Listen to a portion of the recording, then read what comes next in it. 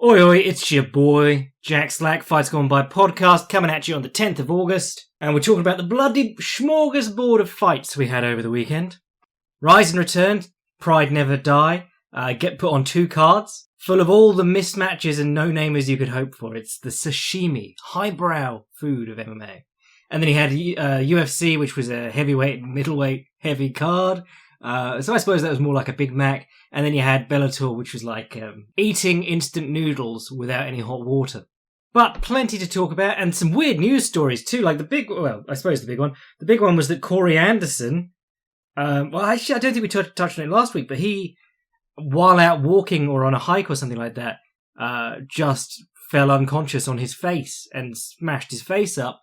And then he only announced it when he was getting some reconstructive surgery done.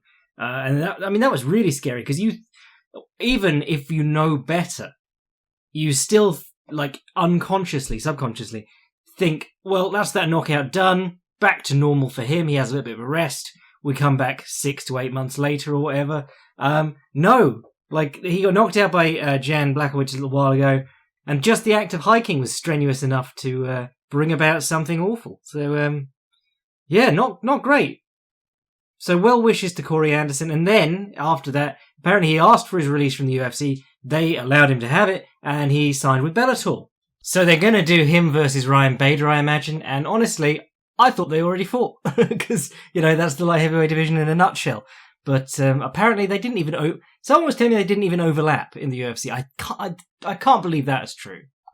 But good for him, he gets paid. It was only a little while ago that he was suddenly like top tier light heavyweight based on knocking out Johnny Walker. And then people being like, oh, there are levels to this. And you're like, I'm not sure there are. It's light heavyweight MMA. But he does give Ryan Bader a new opponent that people can care about after, if he gets by Fedor's protege, whichever one it is now. Then in terms of moving and shaking, Roman Bogatov was cut from the UFC because of that fight where he just fouled the shit out of Leo Santos. And in fairness, Leo Santos came out like a house on fire and then faded. And it was like Bogatov was getting back into it, but he kept kneeing him in the groin, and then he gave him a flush knee in the face on the ground. And Mark Goddard was like, what are you doing? And then it turned out that his cornermen had some weird neo-Nazi tattoos, but I don't think that played into it so much. We're fine with that in MMA pretty much. But yeah, it's very rare that you see someone cut for breaking the rules, or having their contract terminated for breaking the rules. Did Palhares? He might have been on a couple of losses anyway, so they could have had grounds to cut him for that. He was suspended for holding on to, was it Mike Pierce? Too long in the heel hook? But he did it like several times. And then the other piece of news for the week is the thing we're always joking about. It's happening right now. Michael Chandler is pretending he's going to go to the UFC, and he never, ever will. If he does, power to him, because he's old for, a lightweight. And they've got USADA. And it's late in his career, and his best win is, Eddie Alvarez is a really good win, and then Benson Henderson on the tail end of his career. So it would be a massive step up.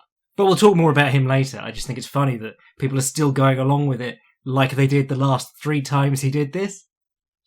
But anyway, let's talk about them fights. We'll do the UFC event first, which was Lewis versus Olenek, or Olenek, whatever you want to call him. Olenek is how I always call him, but Olenek is probably the correct way. The main event was exactly what we said. 2 guys are going to do the one thing that they're good at, and one of them will get tired first. And it was Olenek. He was trying to use his scarf hold. You could see Derrick Lewis was doing the right thing. Even when Alexei Olenek tried it the first time, Lewis's right shoulder was basically already on the floor between his hips and between Olenek's hips and his chest. So basically, Olenek was pulling him onto the side rather than bending him over his ribs like a prawn. And he did that both times. So Olenek was basically trying to side crank him rather than actually chest compress him. Which is good, that's what you'd want to see Derrick Lewis doing. If you know this guy does 2 things really well, just train for those. You did see a lot of weird stuff where Derrick Lewis threw him in the very early going. I think Lewis has a black belt in judo or something, doesn't he? But he then got on top of him and he'd put himself in Olenek's half guard while Olenek had the underhooks, and then Olenek would just turn to his, hook the leg, turn to his knees, come up on that Lucas Leitch style half single leg, and finish it without any resistance, really. But Oleinik characteristically gasses himself out in the first round, comes out for the second round. Derrick Lewis immediately jumps in with a flying knee and hits him with a couple of punches to knock him out. Derrick Lewis now has the most knockouts in UFC heavyweight history. What is that division? Shut it down. But we'll be talking more about that later in the week because we got DC versus Stipe for the best heavyweight ever, which I can't tell if it's just the UFC hyping it or if people actually believe like that it's that important and going to tell us who the best fighter ever is. But anyway, I don't want to do the Weidman one right away because it's kind of depressing. Let's do some good stuff. So, betting update. Basically, the ones that I said would let me down on my all-in on Coca did. Matt Mitrione fucked it up by getting headbutted, to be fair. We'll talk about that later. And Curtis Millender fought a dude who touched his legs, and then he was like, oh no, it's an MMA match, and lost. But I made the money back by betting on Beneal Daryush to win against Scott Holtzman, for that fight to not go the distance, and then for the Yana Kunitskaya fight to go the distance, and just parlayed those, made some money off that, and covered the loss. So I'm going to keep betting the same £20 over and over again in increments, which I think I got for a free bet on Diaz McGregor or something like that, because I put some money on Diaz and won, and I was like, oh, I'm good at betting now, and then I never really did anything again. But yeah, Kunitskaya, I was like, where's she been? Because I saw this fight and she was doing stuff that she was doing against Aspen Ladd, and I remember it gave Aspen Ladd fits. Like, this was when I knew Aspen Ladd couldn't take a body shot, because Kunitskaya would push her to the fence and start, head post and knee her body, and Aspen Ladd was like folding herself in half, squirming and grimacing. And you got that in this one. Stolyarenko, she was, highly touted for the arm bars and the judo, but she was like in the clinch along the fence, and she hated it so much that she was trying to pull guard. She was trying to get Kunitskaya to take her down.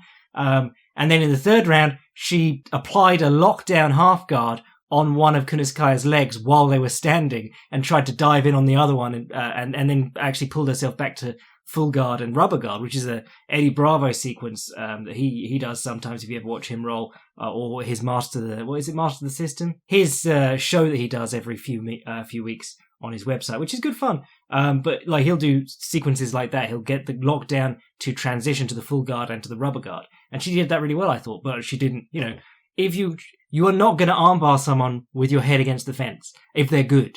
Even if you're really good at the armbar, they have so much mechanically in their favour by smushing you into the fence.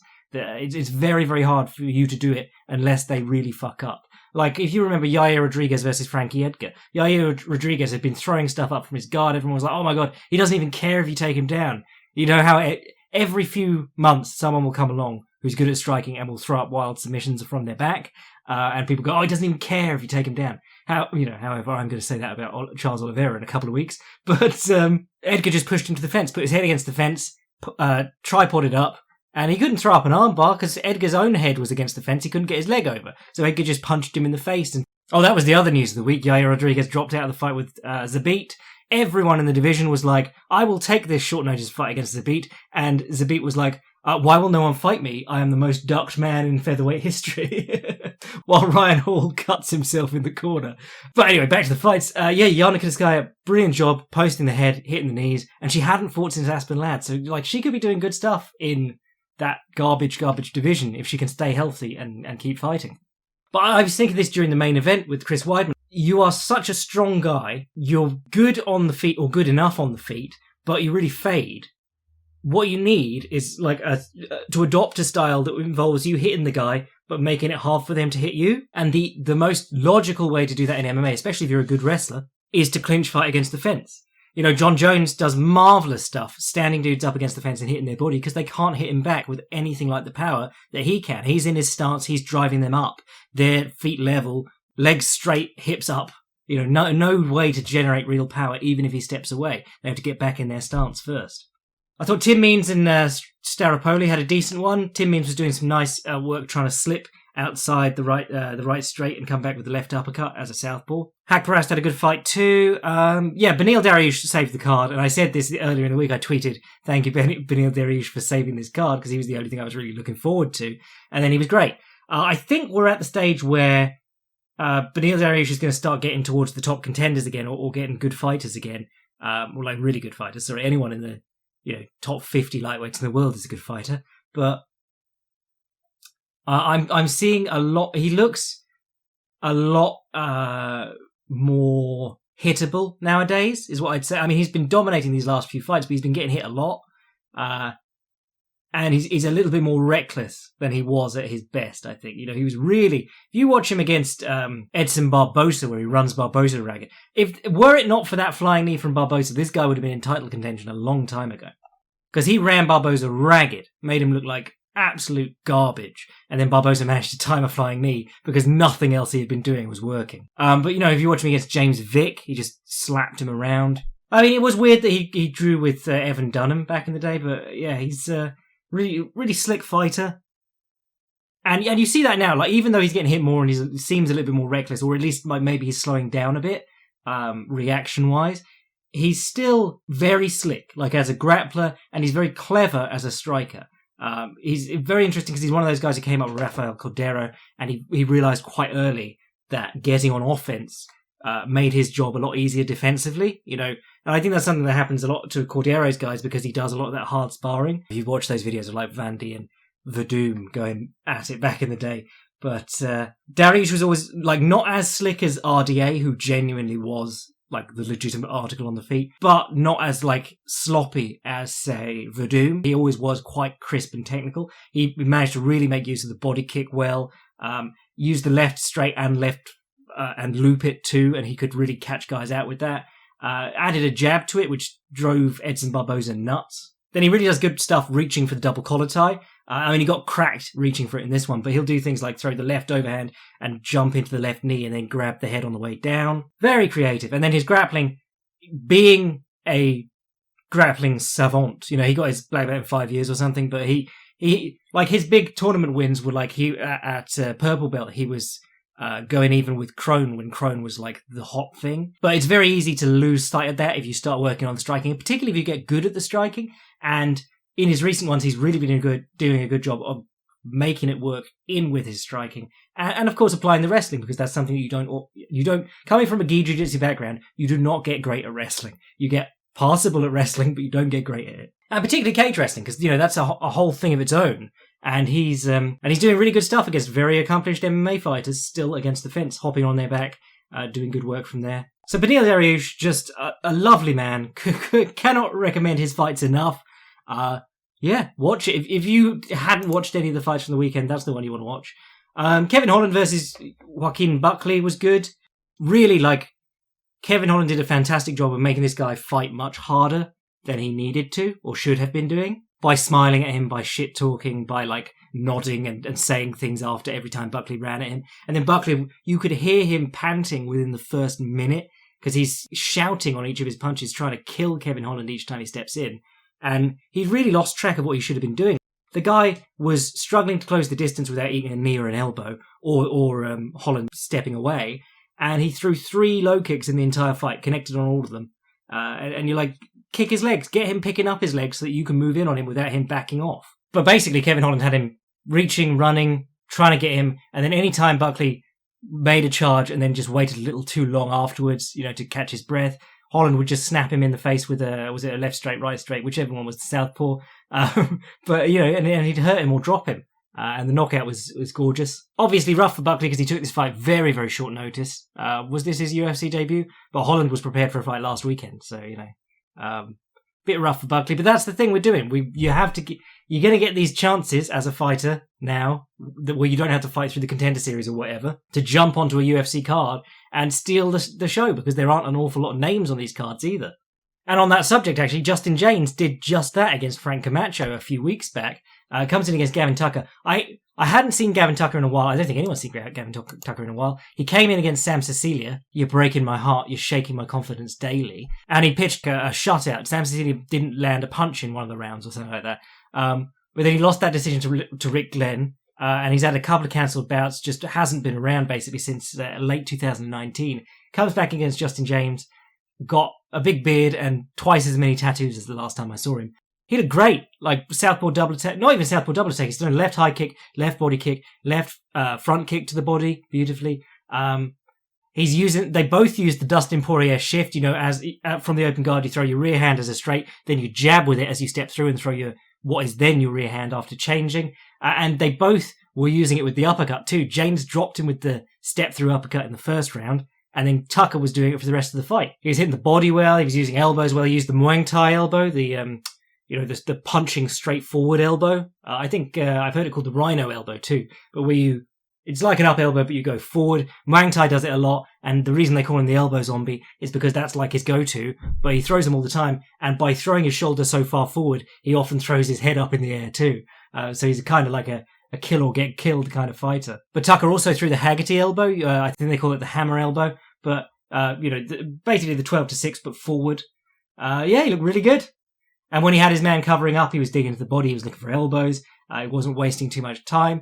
But in the first round when he got dropped, that first round is a great example of just how tricky scoring can be under certain circumstances, because a lot of people gave it to James because he had two big moments where he almost finished the fight, but the rest of that round, Gavin Tucker was basically unanswered in beating him up. But after the knockdown, James got a guillotine, got really tight on it, and mounted Tucker, and Tucker did the mermaid escape, kicking his legs and shrimping back and forward. And he actually got out and it pulled his shorts down while he was doing it. And good job to, was it Mark Smith or whoever? I won't often say this if it is Mark Smith, but good job to Mark Smith for not stopping the fight, because he ended up in top of half guard with the knee through and the foot stapling James's leg to the floor.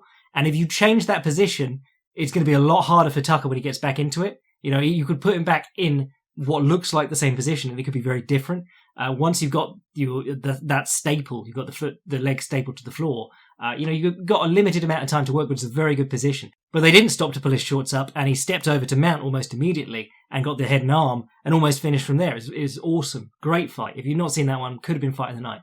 In fact, I think it probably was. What else was good? Yusuf Zalal, he impressed me. Actually, he impressed me by coming out and throwing a back kick, and whenever you see a back kick land to the head, like not a wheel kick or a hooked back kick, but just a back kick to the head, it's normally because the guy's ducked into it. Think of like Eddie Wineland against Renan Barão, Mousasi against Uriah Hall, and it looked to be the same here. Like Barrett slipped down to his side and got the back kick in the face. But to Barrett's enormous credit, he survived the 3 rounds. He came back into it. He was still struggling, but I mean the difference in performance between that happening and them hitting him over the head with a 2x4 as he was coming in to be checked by the ref for grease and stuff. Not a lot. He didn't really even get a chance to show anything before he was basically concussed. And that was his UFC debut, so good for him. Actually, when he was on the bottom, I thought he did a really cool thing. You're seeing a lot of guys use that like empty half where you, if you're in the bottom of side control and you throw your furthest leg from the opponent over to catch their leg that's nearest your hips. Picture that, yep. And a lot of the guys will just turn their hips through, like they're knee sliding or sitting into a scarf hold to free that leg so that you don't pick it up and put yourself into a weird butterfly guard or anything like that. But guys like Hani Yahya will do that, and as the guy sits through, he'll turn to his knees the other way. And Barrett did a thing where he caught the leg, and as Zalal slid through to free his leg, Barrett bridged and used his forearm to basically lift him over and try and sweep him to the other side. And I think he got guard back off that. But it was a really nice little combination. But Zalal, very promising, liked his kickboxing, liked his wrestling, actually. Looking forward to seeing more from him. Sanchez versus Turman was a bit of an odd fight. That was like watching Alex Emelianenko back in the day. Hands low by the belly button, and then you just attack with 1-2s over and over again. But the guy has real trouble seeing him coming. Sanchez was doing the thing where you move away each time, like the standard karate point fighting stuff. You move away, you move away, you move away, and then you stand still as they try and run through you to try and catch up with you. What we call drawing the extra step. It's where you want the guy to go, okay, he's moving, I'm going to really try and catch up with him. So he starts getting ahead of himself, and then you step in, you cause the interception, the sen no sen counter, as they call it in Japanese martial arts. But yeah, Wellington Turman took a run up to try and knee him, Stefan Struve style, and Sanchez just cracked him with the right hand that turned his head right around, hit him with 2 more 1-2s and knocked him out. Then there was this Darren Stewart fight, which was on the main card, which was hilarious, mainly for Darren Stewart's corner, who were shouting, "Finish him," from the opening seconds. And then anytime they got into a clinch or got close or anything like that, Stewart's corner would go, "Whack him, whack him, whack him!" And then knees, elbows, shoulders, everything. He doesn't want none. And then just later on, whack him! Which was great. But then he did whack him, and he caught him a beautiful guillotine submission, sitting along the fence. I mean, I was watching Marcelo Garcia's new guillotine instructional for BJJ Fanatics. Shout out to them.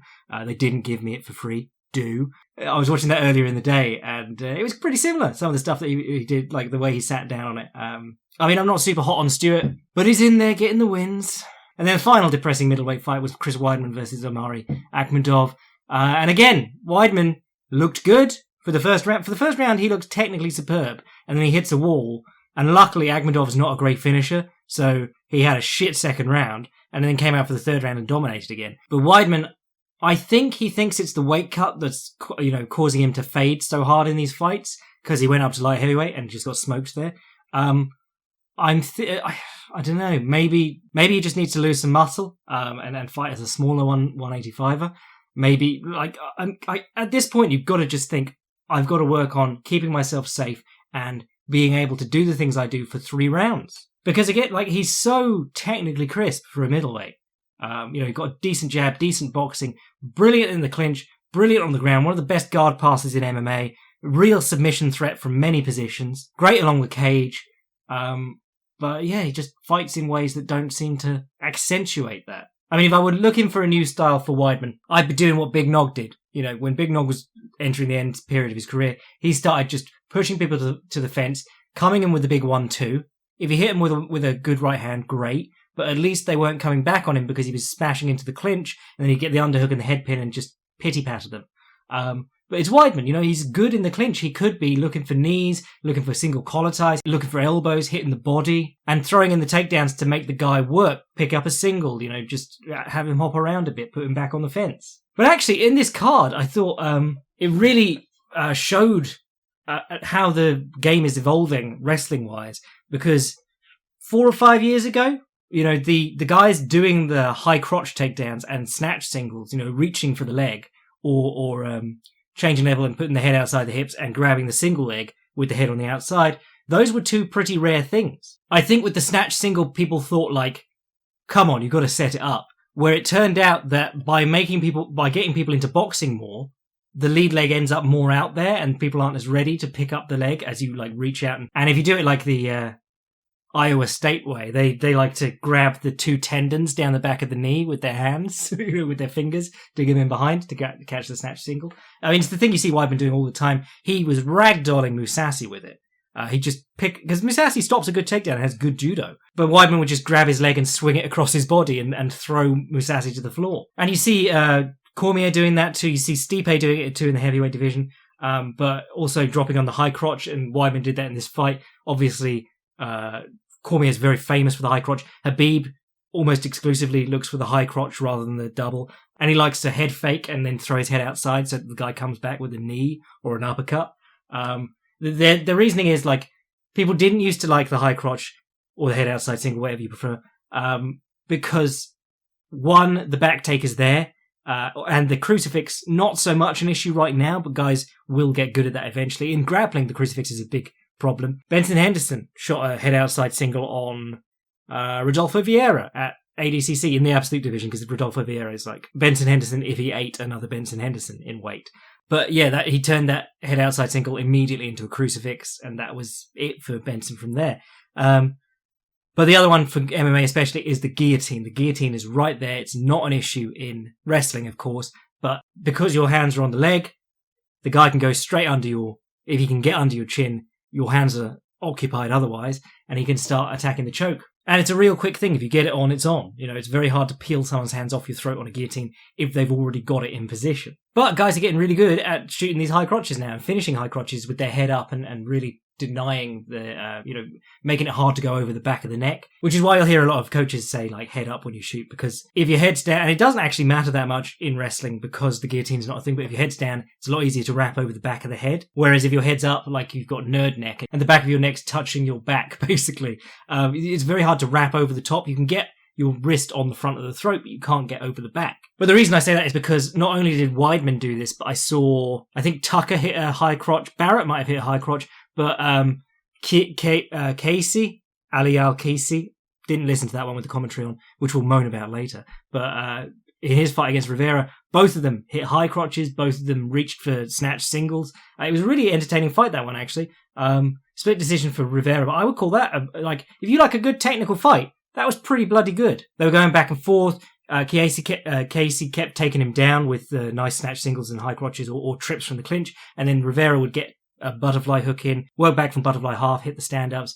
Lots of threatening front chokes and darces. Really enjoyed it. Just realised that this is the card we lost Sergey Pavlovich versus Cyril Gane from, and that would have been a bloody banger. You got two dudes with very different striking styles, but both of them have like an 82-inch reach. That would have been really interesting. So things that you really had to catch up on. Gavin Tucker, Zalal's fight is worth it. I enjoyed Rivera versus Casey. Kevin Holland was worth it if you're not going to get annoyed at Kevin Holland for smack talking. Beneal Daryush was the best fight and finish of the night. Kudryskaya was good, but you don't really need to see the full 15 minutes of it. You got the gist.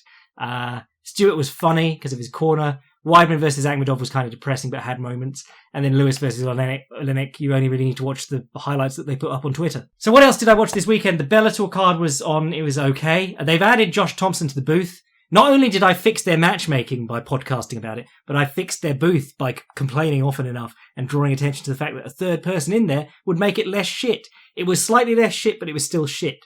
But by having Brendan Fitzgerald and Paul Felder and no third man, the UFC came very close, I thought, to Goldie and Big John levels of cringe during their broadcast. But we went all in on Coca last week. We put in £3, big spender money, and we bet on the favourites. But I said when we were doing this, this firstly isn't actually a particularly bad card. This is pretty good matchmaking wise. And I also managed to pick the two guys who would let me down. Chandler did his job. He won the main event, actually quite impressively. We'll talk about that in a second. But Matt Mitrione came out, tried to kick naked. Tim Johnson moved in like a barge with his head into Matt Mitrione's face. Mitrione was clearly stunned and fell down. And Tim Johnson got on top of him, laid on him a little while. And then as Mitrione came up, he managed to go 2-on-1 on one wrist. In the turtle, which you're seeing everyone do now. Like the 2-on-1 from the turtle is becoming a huge thing in MMA because it's a pinning thing in wrestling. You get the 2-on-1, you pass it to the far hip. So if you're on the right side of someone in the turtle and you use both hands like underneath their armpits to grab their wrist, pull it in, pass their right wrist to your left hand, and like you hold it in their left hip, and that frees your right hand up to punch them in the head unless they lay down on their side. Tim Johnson switched off to like a hammerlock to like a hammerlock attempt, which is like 1-on-1, same side wrist. You get your elbow down on the back of their elbow and you lean on it, and then he was just pounding him on the other side. Really good, I thought, from Tim Johnson, even though really suspicious headbutt led up to it. Yeah, there's been some bloody outrageous headbutts in MMA, in Bellator generally. Actually, the really interesting thing was that Josh Thompson pointed it out and said to Big John, what's the correct thing to do here? Do you take the position away? Do you stand them up? And Big John, who I do not remember ever calling a headbutt, was like, yes, that's the correct thing to do. I thought back, I was like, oh, hold on, Josh Thompson lost a fight. In fact, I think it was his last fight, by getting headbutted by Patricky Frere. Go back and check the record. Who's the ref for that fight? Big John. Was he subtly dissing him? In which case, Josh Thompson, even better addition to the booth. I want him there just sassing the boomers with like a wink to camera. And then Millender lost his, obviously, because he got taken down. And it was like, uh-oh, now I can't fight good. Because I'm worried about the takedown, so I can't even strike good now. Curtis Millender, like, it's not like when a good kickboxer comes into MMA and you're like, oh, if only they could learn to defend the takedowns. He's actually got really good striking for MMA, specifically, but also is garbage at wrestling and grappling too. Like his corner, whenever he gets taken down his half guard, they ask him to underhook the far side to stop strikes. But by underhooking the far side, you can't get up on your elbow. You know, the basis of standing up from half guard is you get the underhook on the leg side, the side you got the leg trapped, get to your elbow and stand up. Or up to your hand and stand up. But they're asking him to use the hand that he should be posting and standing up on to hug the guy so that he can't hit him more. Or they were. But I really like what he does, rear hand, checking the opponent's jab all the time, flicking in his own jab, stomping on the lead leg with the oblique kick. It's really nice. It's just that this is a complete martial arts fight. And as soon as you get into those other areas, he's just not very good. And then Miles Jury won, so good for him. And the Rising card, which is basically just finished before I recorded the podcast, I've not watched all of it. I saw that there are 2 atomweights who aren't Hamdelay, won their fights against people with .50 records. Fair enough. And then the main event of the first night was Roberto Satoshi versus Yosuke Yachi. What I thought from that fight was that Yachi, he brought out the lead leg sidekick to the lead leg, and I thought it looked really good for him. But his left hand is still not much of a threat because he stands so side on, and he's such a right hand heavy fighter. He doesn't have that traditional southpaw weapon to threaten people. And Satoshi fought comfortably with him on the feet, got him down, took mount, didn't bother giving him the chance to take his back or anything like that. He just hit him until the stoppage. And then, in the main event of today's fights, or whenever you get this, but the second card, Kai Asakura beats Olga Kubo, and by beat I mean slapped him around. That guy's style is so entertaining, we have to write something about it. But yeah, a big study on him coming, I think. But actually, both Asakura brothers, because they're both so fun. They're a bit different because one's a southpaw, but they are wonderful at driving an absolutely frenetic pace and finishing people and varying up the tempo of their strikes, the number of strikes, the length of combinations, whether they're actually in range or not. You know, he was sending Olga Kubo mad by slappy left hook into a right uppercut. He'd crack him on the chin or the chest, and then he'd throw a 1-2 from just out of, just where he's not close enough to hit properly, and Olga Kubo would be swinging counters at them. He's a real good fighter, that Kai Asakura. Some terrible weeb takes out there, bantamweight is much better in Asia. And you're like, well, no, because half of them are the flyweights anyway. And Beneal Cape, who just knocked him out, has left for the UFC. So, all of them are there. You've just got Kyoji and Kai Asakura are awesome. Olga Kubo, well, Kyoji's a flyweight. Olga Kubo is a flyweight. I was looking at Asakura going, can he make flyweight? Because it'd be interesting to see him at flyweight if he can make flyweight. But yes, well worth a watch of that. Probably not worth paying $100 for both events. What? Who? I mean, you can just rob weebs for all that they've got because they'd buy Crocop's bathwater. But I think that's a little bit much for the cards they were offering here.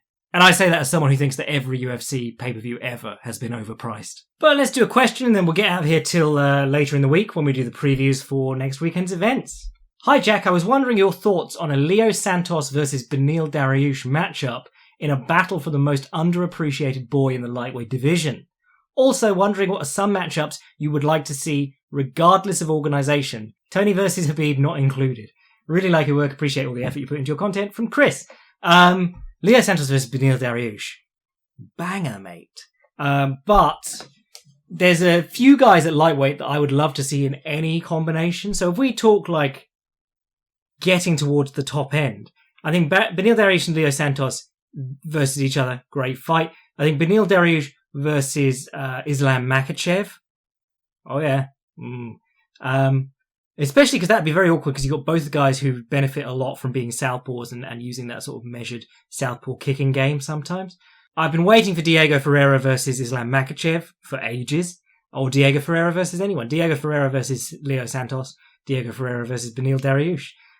Leo Santos versus Islam Makhachev. Any combination of the four, a round-robin tournament over the period of a year. I don't mind. It would be fantastic. Cross-organisation fights, I think, are the interesting ones to think about. So Kyoji Horiguchi versus Figueiredo would be fun.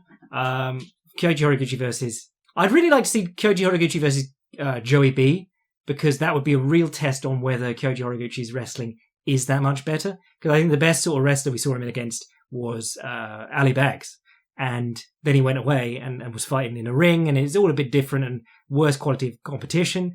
Olga Kubo's good, but you would expect better from Joey B, whereas Joey B does put his face out on a platter, so you got that counter-striking advantage for Kyoji. I think that could be an interesting matchup. More interesting than a lot of people would think, now that everyone's like, Joey B's dead. Let us bury him and move on. I'm a big Natan Schultz fan now, so him versus anyone in the UFC.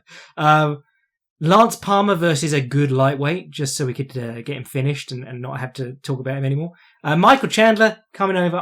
Do you know what? Good matchups for Michael Chandler. Charles Oliveira. Chucky Olives, because he's kind of a Gochi Yamauchi sort of fighter. He's a bit better than Gochi Yamauchi, but I could see the same sort of thing working for Chandler. Throw big punches, pressure him, move in, take him down, push him to the fence, hit him with elbows, because Oliveira, great on the way down, good off his back if you give him space, but if you smush him into the fence and elbow him a lot, his life gets a lot harder, and he does tend to fold if things start not going his way. Anyway, I reckon that'll do us for today. If you want to read whatever tactical guide I end up doing for this weekend's UFC 252 and support the podcast in the process, sign up to the Patreon. If you haven't seen the new Filthy Casuals guide, it's on the channel. Go and watch it. Cormier versus Stipe Miocic. If you want to send an email to the podcast, fightsgonebypodcast@gmail.com. And if you want to see what I'm writing at any time, fightprimer.com. I'm your boy Jack Slack, and my balls is thoroughly hot.